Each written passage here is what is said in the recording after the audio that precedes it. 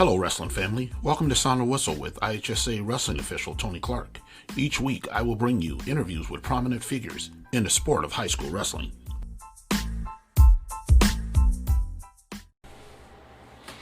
Welcome to Sound the Whistle with Tony Clarke, and if you can't tell, I'm not Tony Clarke. I'm Susan Marie, back to host again. I'm so excited. Basically, Tony can't get rid of me, no matter how hard he tries. I just keep on coming back. And, drum roll, I get to actually talk to the man himself, Tony Clarke. Finally, he gets to be on the other end. He is no longer host today. He is the interviewee. So welcome the man, the myth, the legend himself, Tony Clarke. Thank you, Susan. It's about time someone wanted to actually hear from me, or at least talk to me about something that I know. So this should be fun. Everybody wants to talk to you. They're probably just too intimidated to tell you, but I know that everybody wants to talk to you and hear from you because you've done everything in the wrestling world. You really have. You've accomplished, I guess I didn't realize how amazing you were until I started sitting down and asking you what your titles were, because you've done it all. You've done it all. You've been a part of it all. I'm gonna go through right now his titles, and seriously, you're going to get blown away. So sit down. If you're doing something, pause it so you can listen to all of this and just give the respect that all of these deserve. First of all, if I can, you see, I'm so in awe of being next to you, I can't even speak anymore.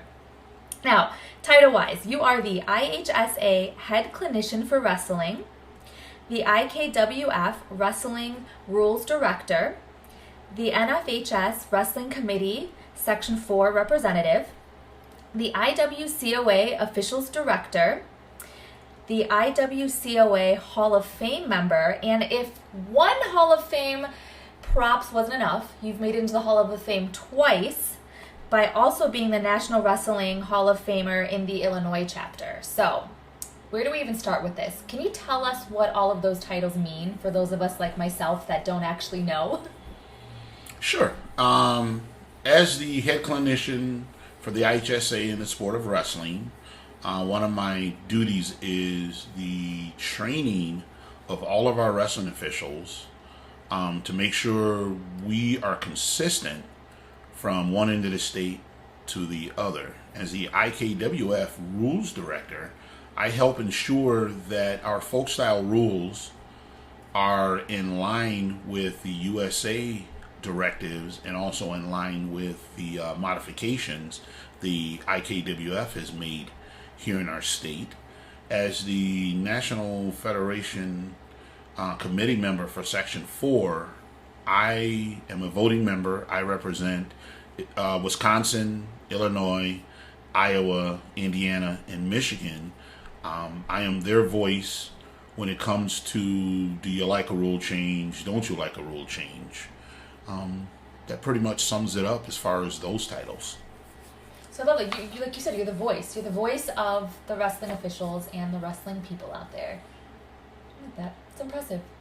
True. And I mean, I've had a pretty good career, things that have led me to this. Because I've also served the IHSA on the Officials Advisory Committee. I've served them on the Wrestling Advisories Committee. I've served the IHSA. I no longer have a title with them, but I've served Steve Inslee for years on his committee, Wrestling Advisory Committee. So I've had a lot of practice in working at these committees and working with some really outstanding people who I've learned a lot from, that have given me the tools that I need today to do the things that I do.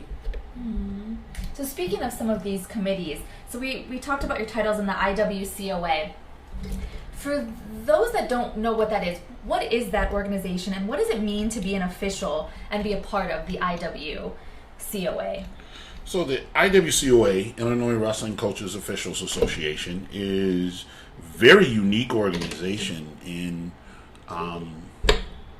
for our sport. Unlike other sports, we have one organization that represents all of the wrestling officials in this state, and one of their goals or one of their missions is the recruitment and training the wrestling officials. So what makes that so unique with this organization is, unlike other sports, we're not competing with other associations to train the officials. So we're able to keep our message consistent. We have one training program. The IWCOA has about 17 clinicians that I work with, including myself, and we teach all over the state. We use the same PowerPoints and videos for every official that comes to one of our training courses. So we are very, very consistent when we get to our state level competitions. That's nice, though, because consistency is key. So at least no matter where you are wrestling, it's all going to be the same. They're practicing on the same rules, the same regulations. Correct. That makes a lot of sense. Yes. So why wrestling, though? You've had this incredible career. You've achieved so many incredible milestones in your career as in wrestling. Why did you choose wrestling? What brought you to this in the first place? Not being very. It is weird. I actually, back in middle school, so I've been back in 1977. I actually tried out for the basketball team. Oh. And not being very tall. I mean, it was a challenge.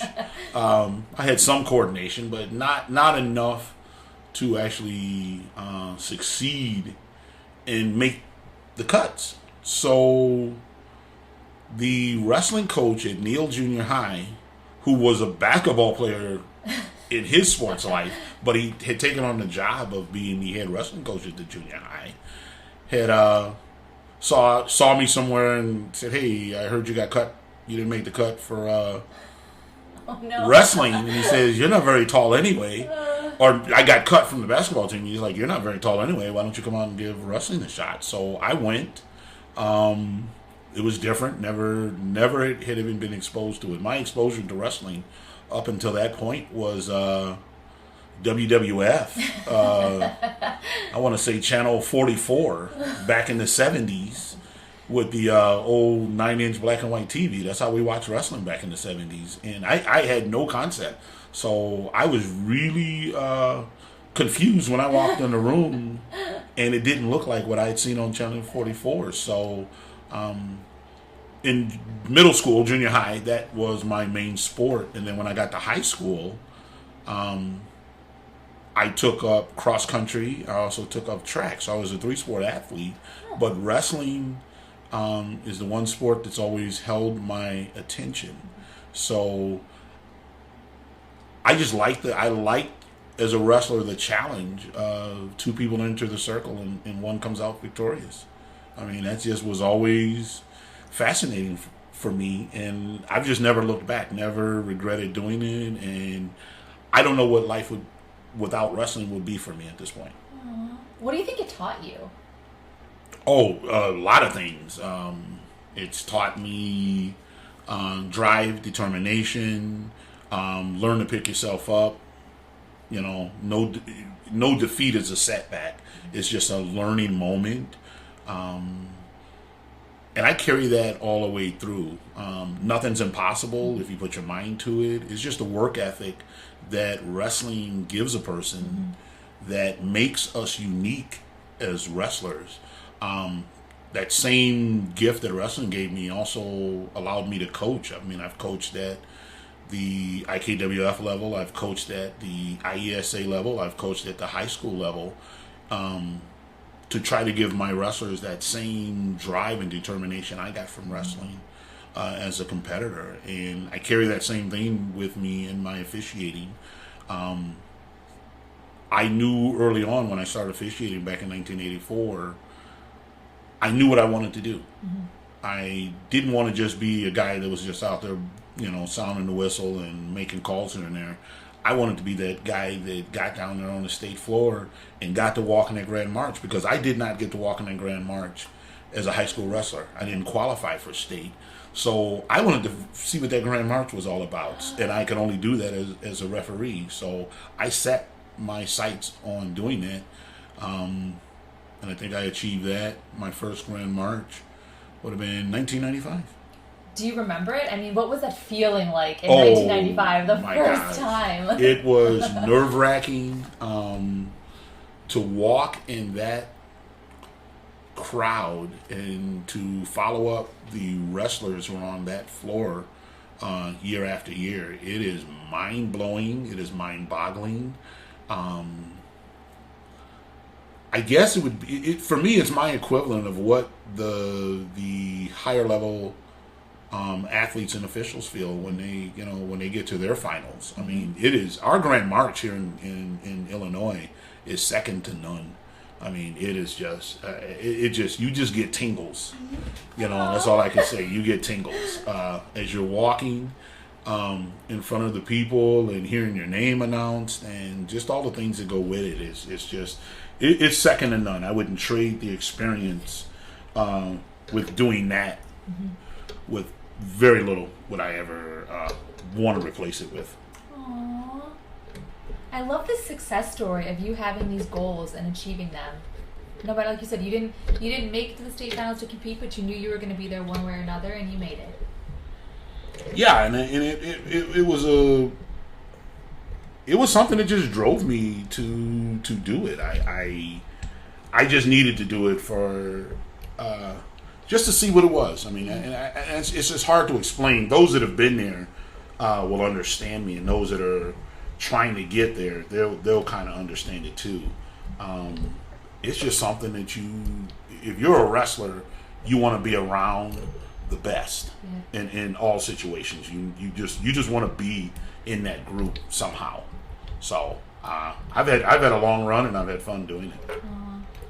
Well, I love that, and I love that there's a bunch of people right now that are listening to this probably thinking, oh my gosh, I have the same dream, I have this goal, he achieved it. You're an inspiration to those people to keep working hard and doing what they got to do to make their dreams come true too.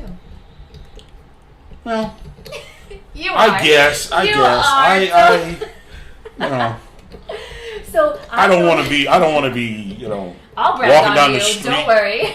And somebody saying, "Oh, there's my inspiration." I mean, I don't want to be that guy. You are. What are you talking about? Every day I wake up and I'm Tony Clarke. He's inspired me. Well, no. Yes. I literally that is not something I set out to do, because I've always walked through my career is I'm no better than the next guy. I am just as good as the guy standing next to me. Even after 30 plus years in the sport, I'm still learning. So I may have achieved some things, but am I the know-all, or am I that grand poobah of officiating in Illinois? Not even close. Not even close. There are people out there who taught me the ropes. There's still people out there who give me advice. I still learn just watching the young people, because they're so full of enthusiasm and goals and desires. I'm still learning just to keep up with these guys. So, if I aspire, that's good, but I'm not. That's not my goal in life. Is to be that guy that wears that kind of title. I want to be everybody. I want to be the guy that, he was a good partner. He's a good guy to work the mats with. That's what I look to achieve. Well, that's what makes you even better, because you're not out there trying to earn that title of role model inspiration. You just naturally are. It just exudes from you. So it just makes me happy to be sitting next to you. Okay, so you've mentioned that you've learned so much and you're still learning. Who are some of your inspirations in the officiating world? Oh, wow. There's a lot of people that helped me out in my career. There was a Bob Terry, Harold Samorian, Tom Henneth, Bruce Bartos, Ray Weinsberg, John Schaus, Tim Dodge, Bill Honeycutt. I mean, there's just Greg Cozy, Randy Conrad, who wasn't an official, but he was a coach and an AD. I got a lot of things out of him. Head coach at Libertyville High School, Dale Edgar. We've reffed together, and I've refed a lot of matches that he sat in the chair. I mean, there's just so many to name, but those are the ones that really come to mind. Wilbur Barrero from Antioch, Bob Kuykendall at Carmel Mundelein, Joe Scordino, who was the former head coach. He passed away years ago. But it was just, there's just been a lot of people, and they're not just all refs. There's refs, coaches, athletic directors, just a lot of people who influenced me and were sounding boards when I needed to get better. These were people who weren't afraid to pull me to the side or tap me on the shoulder and say, hey, you could do this better if you think about it this way. These are people that, those that are still around that I still get to talk to. These are people I still bounce ideas off of when, I have an idea about, man, I wonder if we can use, would this help in our training arena? So like currently, I have people like Dan Fulcher and Mike Kirkus and my whole Bill Honeycutt and my whole clinician crew who, I couldn't do this alone, create these training things and make them what we have today. I have a whole team of 16 other people, and we work as one team. So right now, they're my inspiration to keep doing my duties as the head clinician. My rules editor at the NFHS, Elliot Hopkins. He wasn't a wrestler, but he's in charge of editing the wrestling rules, and he's helped me to, just with his questions, have to think and really look at things differently. So he's another big inspiration. Like I said, there's so many people out there. I did not achieve anything alone at all. So those are just some of the names, and I apologize if I've forgotten any names, but it is just, it's literally hundreds of people who've influenced me to be where I am today. A special team of people around a very special person. And speaking of special, you have fans. It's a thing. It has happened. And they've actually, now that you've been doing these podcasts, they've actually been writing in questions, which I think is really cool. So we actually got a question I wanted to make sure we addressed. Somebody actually wrote in wanting you to answer the following. What is the proper protocol for when a wrestler says they can't breathe? That is a good question. That is one of those things. We call it a form of a tap out. And that has perplexed the rules committee at all levels. What do you do when a wrestler says they can't breathe? Now, there's a misconception out there. A lot of people will tell you, if I can hear you talk, you can breathe. And that is starting to become a misconception. So the proper protocol, anytime an athlete is in distress, we as officials have to make a decision to stop the match or let that match continue. But we have to do so with that athlete's well-being in mind, because there's so many reasons why an athlete can't breathe. It could be a panic moment. It could be claustrophobic. It is true if they truly couldn't breathe because of a hole, you would probably hear a little bit more distress. But in today's society, those words are sobering, and it is our responsibility to make sure no harm comes to that athlete if they're in that type of distress. So if you'd asked me this question 30, 40 years ago, I would have said toughen up as a coach. But in light of our world today, we're going to stop that match and see to that athlete's well-being. If they use that as a tactic to get out of something, the rules are written to punish them for that. It's not our job to punish them for that statement by ignoring it. And the worst thing that can happen, what if they couldn't breathe? Yeah. what if when we do stop that match that we have a problem, and none of us officials wake up in the morning to go out there to want to see anyone get hurt on our watch. So that's a very good question, and I hope that all the officials realize safety first. So if an athlete's in distress, we will make the decision and come to the conclusion to stop the match if we can't help them through it. But that's tough. That is a very tough one. That has bothered a lot of people over the years. What to really do there. So I would say just stop the match, and especially if you're doing kids level and middle school level. And we're going to be cautious at the varsity level also, but we got to make sure that at the end of the match, both wrestlers are able to stand up, face each other, shake hands, and say we did a good job. Yeah. You made a great point, though, that if we were to ask you this question, years ago, so things have changed dramatically, especially in the world today. What are some other changes you've seen from, even just 10, 15 years ago in the sport of wrestling, specifically as an official, versus what you're seeing today?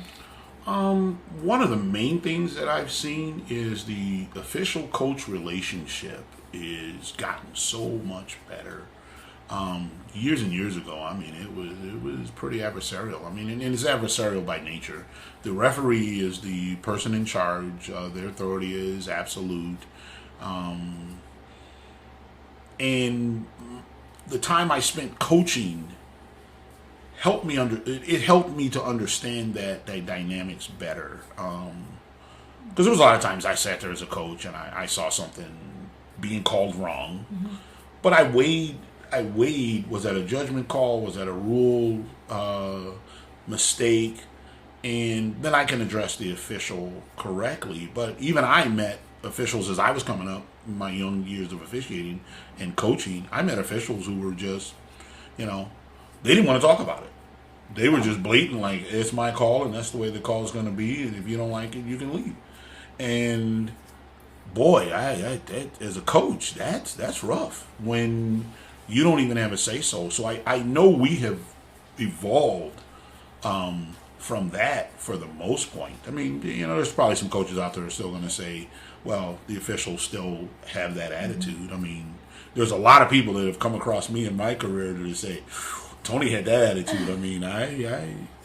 I was not always the kindest person as a referee. I had to learn that as I matured, that we all have a part to play in this sport, and one can't exist without the other. I can't referee without the wrestlers. The wrestlers don't really exist without the coaches.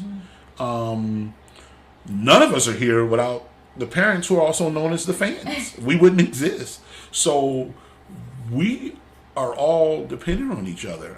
The rules have really evolved since I started. There's some drastic changes. They are not the rules that I wrestled under and grew up the early part of my career. I've been fortunate enough to be able to help affect some of the changes that I think and the rest of the committee thinks will further our sport and grow it. So that is the biggest thing, just the relationship between the official and the athletes, the coaches, and the fans. I think that has gotten so much better as I've grown into the sport. So let's talk a little bit about, for those people that are maybe listening that are interested in becoming a wrestling official, what does it take to get involved in this sport? Or what's required of a wrestling official? What's the commitment, and how do they get involved? So the first thing a person who wants to get involved to be a wrestling official, the first thing they need to do is ask themselves a question. Can they take criticism, both positive and negative? Because you have to, we call it thick skin. You have to have that ability, that suit of armor that you can put on when you go out there, because wrestling is an aggressive sport. So the fans are aggressive, the athletes are aggressive, the coaches are aggressive, your fellow officials are aggressive. So people are going to say things that you have to have the ability to filter and let them bounce and roll away from you. I hear so many times from an official, the fans are yelling at me, telling me how bad I am. The coach is yelling at me, keeps taking me to the table. The other officials are saying, wow, you really should go out and do basketball. I mean, you have to have a thick set of skin that you can put on. I call it armor. To take that criticism, because criticism helps us to grow. And a lot of people look at it as negative. I don't, and I never have. Sometimes I have to hear it. I'll reevaluate it to see, well, maybe I wasn't the best that day, or maybe I did get that call wrong. So that's the first question you have to ask yourself. Can you accept negative and positive criticism? Because sometimes positive criticism can hurt your feelings. So if you can answer yes to that, then you go to the IWCOA.net website and you click a button and say, I want to be an official. And it will give you all the directions to become a high school official. It'll give you the directions if you want to get involved with the IKWF in the USA. If you become a high school official, you automatically become an IHSA official to do the middle schools. So that would be step 2. Step 3, your first commitment, if you answer yes to the criticism and you go to the website and hit that button and get the information, step 3 is you're going to find out about clinics that you can attend. And you will come to those clinics and you will be with officials of all walks of life, guys that have worked, 20 plus state tournaments, people that are climbing to get there, people with 40 years in the thing, people with could be the new official with 1 year. We all come together for these training clinics, and you'll find someone there to hopefully mentor you through your career. But there's a lot of information to be had attending the clinic. So that's a commitment level, to sit in a room with a bunch of people for 4 hours, because our clinics are a minimum of 4 hours, learning what you thought you knew about the sport. If you were a former wrestler or a coach and thought, oh, I know these rules, you come and you will learn what you thought you knew about the sport. So there's that part of it. Then you have to ask yourself, how much time do I want to put into this? We have an assigner site out there that me and a bunch of other wrestler assigners in the Chicagoland area use to do our assigning. And you're going to have a little bit of computer savvy to use this. The days of paper contracts and signing in pencil are over. Everything's been digitized. Unless your name is Ray Weinsberg and you still hold on to the pen, pencil, and paper. Yes, he is still one of our dinosaurs. Even one of our other assigners, John Schaus, has evolved. But my good buddy Ray he's coming along. He's coming along. I would like to give a public service announcement, though. You're saying that it's a little bit more difficult with technology, but if Ray Weinsberg can do it, anyone can do it. Anyone can do it. That is right. So nobody should ever be afraid. Yes. Ray has made it this far. So once you get into the assigning system, you as the official have a schedule there in front of you, and you can decide how much you want to commit, because it's like anything else in this world. You're only going to get better by doing. So if you have a goal to move up to the varsity level one day, within 4 to 5 years, you're going to have to get out there and take matches. But that's the nice thing about it. Everything's at your control. Based on your job commitment, your family commitments and things like that, you have that right there on that screen to look at and says, these are the dates I can work, these are the days I'm going to block out. And that's how you set the commitment to hone your skills. And then after, when you make it that far to get into the assigner site, the next biggest commitment you have to make is you're going to have to agree with yourself that you're going to be like a sponge and learn and learn and learn. Like I said earlier, I'm still learning from people after 30 plus years. And that's a necessity. You can't, the day you reach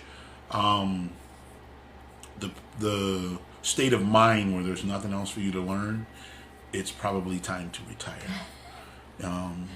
That was like the old Kung Fu series from the 70s. When David Carradine, as a young student, when he had learned all there was for them to learn, they called him Grasshopper, then it would be time for him to leave. And I think when he could snatch the stone from the master's hand, that was his signal that he has to go. I never in the sport of wrestling want to be able to snatch the stone from my master's hand, because that means I'm done. There's nothing more for me to learn, and I never want to get to that position. And any official who wants to get to the top, they have to have the mentality, I'm never going to stop learning. That's a great mindset. And I do want to say, too, from being an outsider, I've never wrestled. I've just grown up around it my whole life, between you and my dad. And it really is a family. I've noticed that all of you guys, all of the officials, the clinicians, all of you guys look out for each other. And once you're in this family, so any aspiring refs that want to come into this, you get to walk into this great group of people, you said, that have such a varied background, and all they have to do is ask for help. You guys are right there to help guide them in any possible way to help them achieve whatever their specific goal within this sport is. Yeah, and that's what is really unique about our training. I mean, I'm one of 17 plus clinicians in this sport, and we all have the mentality, the philosophy that we're only as good as the weakest link. And we take pride when a new official goes out there and does a good job. We take even more pride when they come back year after year to do this. Mike Kirkus found a young man at his high school who was a junior last year who wasn't going to wrestle for various reasons, and he took him under his wing, and he got him out there on the mat, and he worked with him. And this young man, after just a couple of months refereeing, he gets a lot of compliments. There's a lot of people who say, you can put this young man in our building at the lower level any day. So those are the things we want to work towards. So yes, we're a family, and wrestling takes care of its own. And it's not just we're a family as wrestling officials. We're a family with the fans. We're a family with the coaches. There's a lot of wrestlers who now officiate. I've had them on my mat. There's a ton of coaches who coach. I've had them on my mat. I mean, I think I'm getting to the point. I got people's grandkids who are actually out there on my mat that I refereed them. So I'm getting to be around a little bit too long. But yes, this is and that's the one thing I like about it. It is a family. I didn't feel this family atmosphere in cross country. I didn't feel it in track and field back then. But I knew it was a family in wrestling when you go out there on the mat in that arena, and not just your teammates on the bench are cheering for you, but their parents are cheering for you. Other people from the school who happen to be there are cheering for you. And that was the one thing, because I think my mom probably saw maybe two matches in my life, but that didn't bother me so much, because there were other mothers, there were other fathers sitting in the stands that they'd be like, oh, you did okay, or you could have done better, or that's what I said. Even as a wrestler, you have to have thick skin. But there were a lot of people who supported you. Back in those days, and I mean it still happens now, but yeah, we're a close knit family. I mean, if I had to choose which people, from the three sports that I've done, if I had to choose which three people to take with me in the battle, it's going to be the wrestling people, because the cross country people, they run away, the track and field run away, but the wrestling people, they will stay in that arena and fight with you. through thick and thin, through victory or defeat, we surround each other and support each other. I got a little goosebumps to hear this. That's exciting. Well, this amazing family atmosphere, all of this, we've talked about all of your amazing accomplishments. What piece of advice would you give to somebody starting out or somebody with big goals and aspirations to follow in your footsteps, to make it to director level, to represent a district, to make it to the Hall of Fame? What piece of advice would you give for them? Love what you're about to get into. And I mean, you have to love officiating unconditionally. There can be no wavering from that love that you have for this profession, because when you can look at it from that level, then you're going to have the empathy and the compassion necessary to help you identify with the athletes, help you identify with the coaches, help you identify with the fans, because we're in a service job. We're there to serve all of those people. Our job is to level the playing field and keep those athletes safe.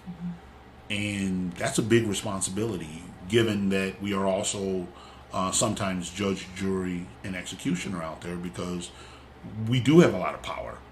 And it becomes absolute in a lot of situations. So if you love this profession, you will love it enough not to abuse that power. You will love it enough to study the rules, to study situations, to network like you need to network so you can find people to help you get better.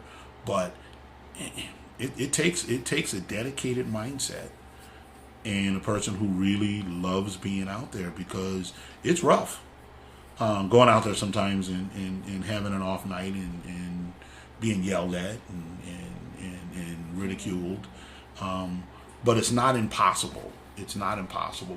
But when you love something enough, you will make it through the ups and downs, for better or worse. You won't walk away from the sport, and that's the advice. I mean, you have to move into this and love what you're about to do, and if you can do that, you'll be successful. I mean, I don't even know where to go from that. That's a mic drop moment right there. Mic drop with Tony Clarke. Thank you for coming and chatting. And there's so many things about you that I didn't know. I learned so much about you today. And this is just the beginning, because I feel like we have a lot more to talk about. So I would like to tell everybody to stay tuned, because more from Tony Clarke will be coming in an episode in the future. So this has been Sound the Whistle with Tony Clarke. Thank you guys for listening, and make sure you check back for the next episode. Thank you, Susan.